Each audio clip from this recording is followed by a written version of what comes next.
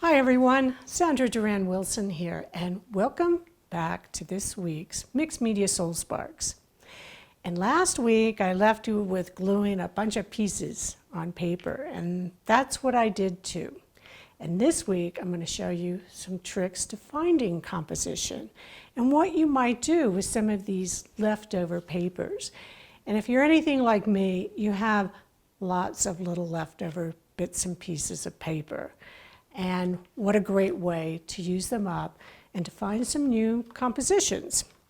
So last week I talked about the importance of value, scale, variation, repetition, and shapes and edges, so hard edges or torn edges. So let me just show you what I worked on. I put a lot of my papers on both of these pieces, and I came back in with some paint. Here I did some stamping. I took just like the edge of the knife and put some lights and darks in places. So once you get all your papers on there and they're glued down, you can begin to enhance them. The same here. I brought in some neutral pinks. I added some graphic papers, meaning stripes, words. You know, this is a very highly graphic area with the black and white. So now I've got, these are just L's from it was from a bigger matte opening. And what I'm going to do here is figure out what size I'm looking for. And I have this little 6 by 6 inch panel.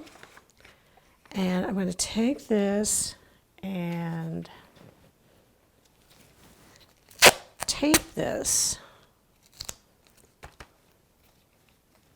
just so I can keep that size. Now you can do this with any size you want. Let's say you're working on a much bigger piece of paper and you've got a 8 by 10, oops, let's get that back, 8 by 10 shape. You can just cut your mat boards to that size. All right, so now I can move this around and begin to find composition. So let's look at here. I've got this is going like this line here, but then there's that. I don't know if that's the best composition. You can move these any direction you want. And it's just really fun to play around with these. I like this one because I've got a lot of lines going on here. I've got these lines here. So there's my repetition, but they're all different. So I kind of like, here's a little string in there. This could be a very good possibility. I then probably have some left over in here to do another shape. You can get a couple out of here, maybe one. But let's see if I bring, but this doesn't work so well because here it's almost like I've got two eyes. And then here's it almost looks like a bird or something. So you want to watch out for having things that your mind automatically sees something. So again, I would maybe go with having just one of these or not having that one, coming up here with the lines. I think it's still my favorite one. Okay, let's just take a look at this other one. Now this one, I like the idea of these edges here. This paper isn't stuck together so well, but look what happens when I see these circles, but then I have a larger circle here. There's even some little dots hiding under there. And this is a mailing label that's there. So I've got another circle there, but if I add that circle in, it's too rectangular. So to change that composition, I would leave that out, bring it over like this. Another one would be over here. It's a possibility. But I still think I like this one the best. So once you decided on your composition, Here's a couple of different ways to do this. I've got a Sharpie here, and I'm just going to use the Sharpie to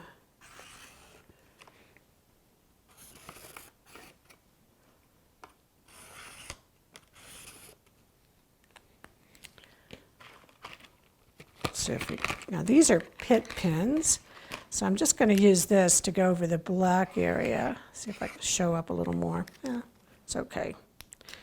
So now I'm going to take this off. Fine. I've got this on a piece of plywood. You could use a cutting board. And got my knife. I just need my straight edge. So because this is, I'm needing to see this pattern, I'm going to cut it on the front surface. Just come along here.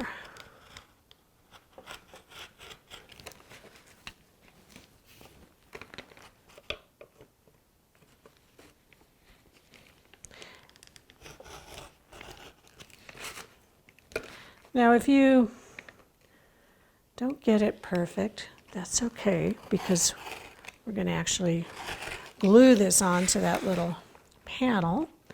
The other option would be just to mount it onto another piece of paper, or make yourself some, make these into cards. Lots of possibilities. But doing this exercise, it's going to start to train your eye for finding composition. Gives you the ability to play around with something that already exists.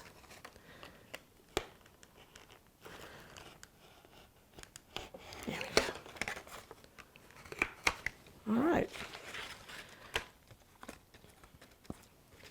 Then what I would do, well, I guess my, okay, so this is what happens if you don't get it perfect. So do you see when I taped my my L's, I didn't have it perfect. So what can I do here? Once I glue this down, I can just come around with some paint, some dark paint, and match that edge.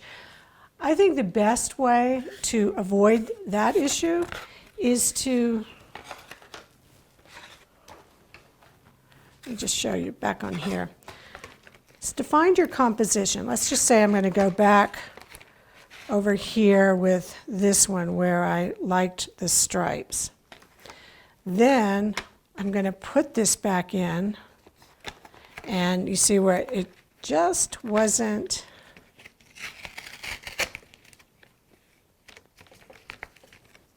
deep enough. So now I'm just going to pull this off because I have it pretty much where I wanted it. Then I'll take my Sharpie and I'll just go around the outside of this and do the same thing and cut it out. Now I'm going to be sure that this is big enough. So I'm not going to worry about this, that it's not perfect, because I know how to fix it. So I like to play with these ideas. Then you can even see that there's enough left over here for another piece. So take all your leftovers and just start gluing them on. This is just a piece of mixed media paper. I think it's Canson. You can either gesso it or not gesso it. It's up to you. You could use watercolor paper.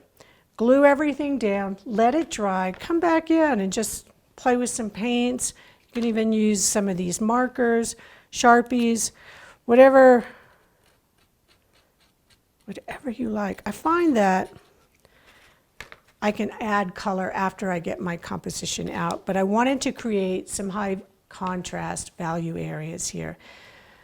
And I tell you, there's just so many possibilities of what you can come up with. Make sure you cut on top of a board so you don't cut your table, and match the weight of the paper to this. If I wanted to glue this down, I would use a heavy gel.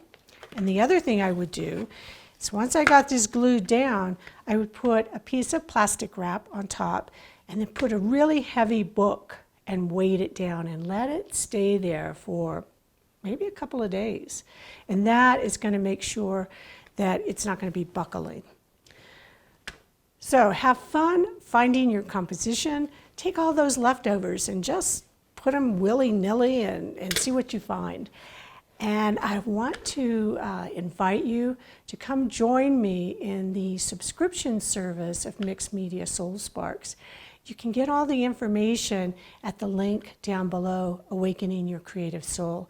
And we're going to be transitioning to that January, so 2021.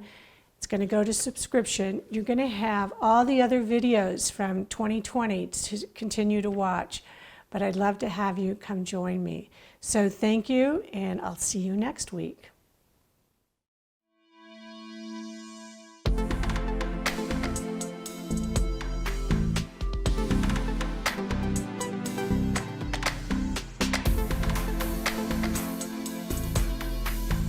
Join the community and share your creations on social.